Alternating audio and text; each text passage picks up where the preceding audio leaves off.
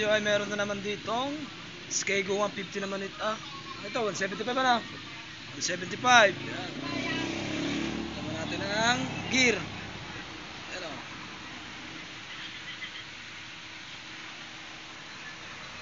Naklang puta. Skego 175. Ang ating bisita ngayon dito, ating babaklasin yan.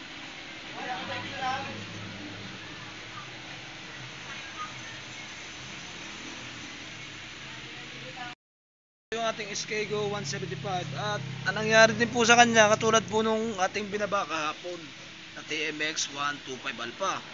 Ayan po ang nangyari sa kanya din. Nagka pingot-pingot na ang kanyang gear. Ayan o. Ayan. Napapasin nyo yung kanyang gear. Pingot-pingot na rin. Ayan ang kanyang asawa. Ayan. Sana all may asawa. Ayan.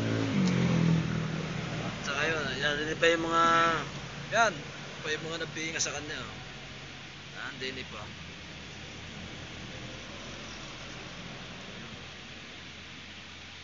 Sa kanya. Ayan o.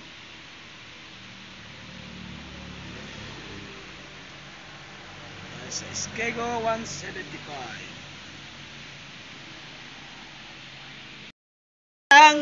Sipag lang. Yan. At napalitan natin siya ng gear at nagamit na natin ang kanyang transmission gear. Yan, nagamit na. Tapos ang kanyang connecting rod o crankshaft. Ayan. Tapos ang kanyang shifting drum. Yan. Atin na rin yung kanyang kick. Ayan na rin. Nagamit na. At yan na. Wala kayong isa. Kabila lang. Meron pa lang. Okay. Kaya. Ari ang kaya na. Hindi yan. Hey, good morning!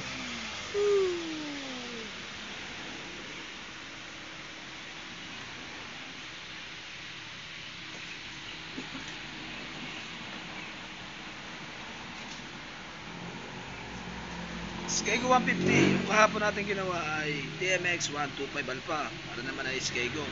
Kaya kita nyo yung kanyang braso, ang laki 175. Skego 175. Ang laki ng braso.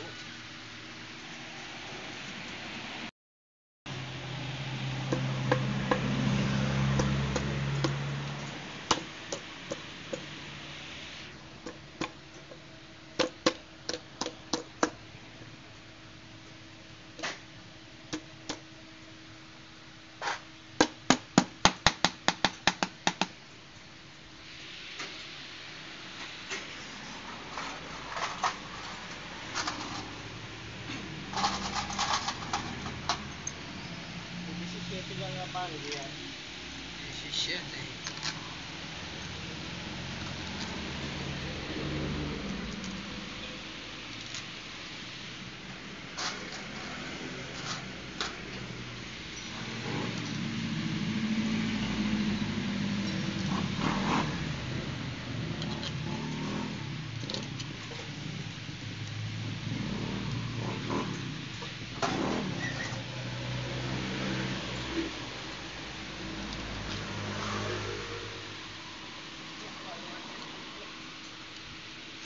Para ikaw, liligo muna ako.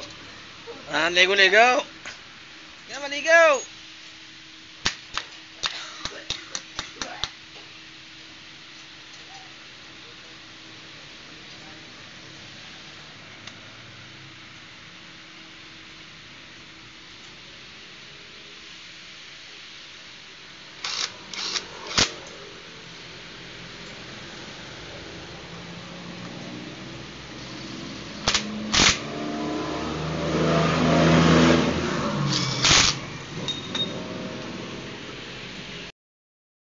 Okay na ang ating Skego 175.